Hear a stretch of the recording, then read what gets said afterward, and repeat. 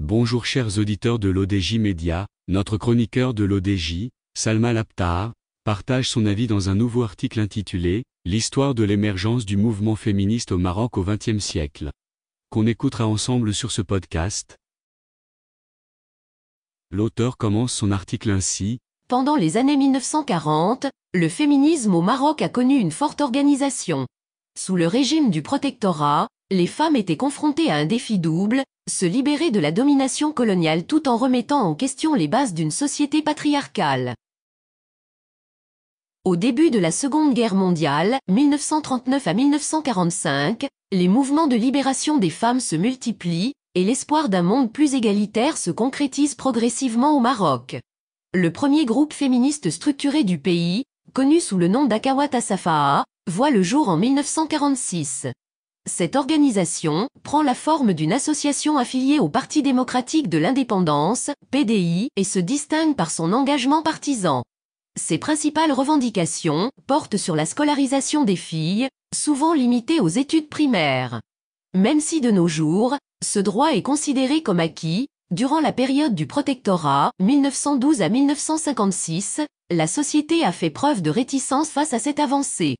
Latifa El Boussini, écrivaine et chercheuse spécialisée dans l'histoire du féminisme au Maroc, souligne « Cette époque-là est marquée par l'opposition exprimée par certains dignitaires et représentants de l'élite marocaine. Il y a eu surtout une résistance de la part de la population qui voyait d'un mauvais œil la sortie des filles en dehors du foyer. » Notre chroniqueur de l'ODJ Média entame sa discussion de la manière suivante. La lutte par la formation des filles, face à cette opposition, l'effort pour encourager l'inclusion des filles dans l'éducation a émergé au sein du mouvement national. Tout d'abord, la princesse Lala Aïcha a symbolisé pour le grand public un modèle de l'émancipation féminine. En 1947, alors qu'elle avait 17 ans, la fille du sultan Mohamed Ben Youssef a prononcé un discours lors de la fête des écoles pour les jeunes filles musulmanes de Tanger. Dans son discours, elle a encouragé les femmes marocaines à s'engager dans la vie nationale. Dans le numéro 33 du journal Démocratie, daté du 19 août 1957, qui était l'organe du Parti démocratique de l'indépendance, un article met en lumière les efforts de la monarchie dans ce domaine. Il déclare « Le sultan a impulsé un nouvel élan au mouvement d'émancipation des femmes. Des écoles ont été établies tant en milieu urbain qu'en milieu rural, et la princesse Lala Aïcha a consacré une part importante de ses activités à promouvoir et à organiser l'éducation des femmes, reconnaissant que l'instruction était l'un des moyens les plus efficaces de leur émancipation. » Cet article rend compte d'une conférence sur les droits des femmes présidée par la princesse. Cette sollicitude de la monarchie, combinée aux initiatives de l'association Akhawat as-Safaha et à l'aile féminine du parti de l'Istiklal, marque les premiers pas du féminisme marocain dans sa forme moderne. L'un des combats les plus emblématiques menés par les femmes membres de l'Istiklal a été la lutte pour l'ouverture de l'enseignement des sciences religieuses de niveau supérieur à l'illustre université Al-Qarawiyyin aux femmes. Cette cause revêt une symbolique particulière, étant donné que la fondatrice de cette institution était elle-même une femme, Fatima Al-Firiya. Madame Salma Labtar poursuit son article ainsi. L'affirmation des revendications, bien que l'éducation des filles soit la principale préoccupation d'Akhawat as-Safaha, d'autres aspirations sont également exprimées. L'exemple de la mixité sociale en est un bon exemple. Dans un article intitulé Assez de conservatisme, publié dans le numéro 5 du journal Démocratie daté du 4 février 1957, plusieurs militantes du parti remettent en question la séparation physique des hommes et des femmes lors des rassemblements et des réunions politiques. Elles attribuent cette séparation au conservatisme de certains dirigeants du parti et affirment leur opposition à cette pratique, la considérant comme une forme de discrimination. Dans le même numéro, d'autres demandes sont également mises en avant, notamment le droit de vote des femmes, qui n'était pas accessible avant 1963.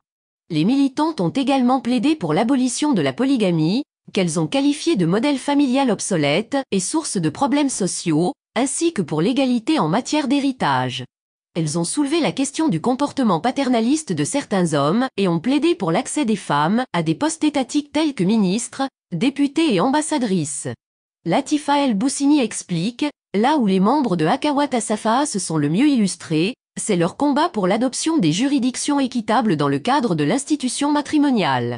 Il s'agissait en l'occurrence, et à titre d'exemple, de revendiquer l'abrogation de la polygamie et la répudiation, en mettant en place le divorce judiciaire, l'élévation de l'âge du mariage et la lutte contre les agressions auxquelles les premières femmes dévoilées faisaient face dans la rue.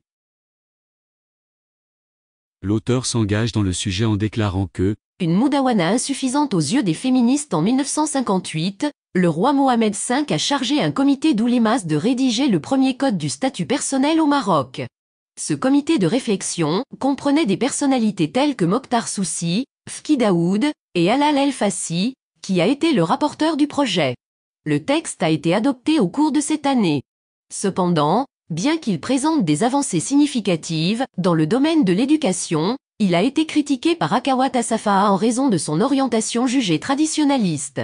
Les seules réactions à ce nouveau code sont celles qui ont été exprimées par AKS, qui se sont élevées avec virulence, en mettant sur la table de nouveau le débat autour des formes diverses de la discrimination à l'égard des femmes reproduites, par le texte de la Mudawana. Latifa El Boussini. l'auteur conclut son article par cette déclaration. Les années 1940 ont marqué la genèse de la première vague du mouvement féministe au Maroc. À partir de 1959, la question des droits des femmes a été reléguée au second plan en raison du contexte politique marqué par les conflits avec la monarchie, qui ont marqué les décennies 1960 et 1970. Pendant cette période, Akawa Assafaha a perdu de son influence et s'est retiré de la scène associative. Ce n'est qu'au milieu des années 1980 que de nouveaux mouvements féministes se sont structurés pour former la deuxième vague du féminisme. Merci d'avoir écouté ce podcast de notre chroniqueur de l'ODJ Média. N'oubliez pas de nous suivre sur nos réseaux sociaux, Instagram, Facebook, TikTok, LinkedIn et Twitter. À très bientôt.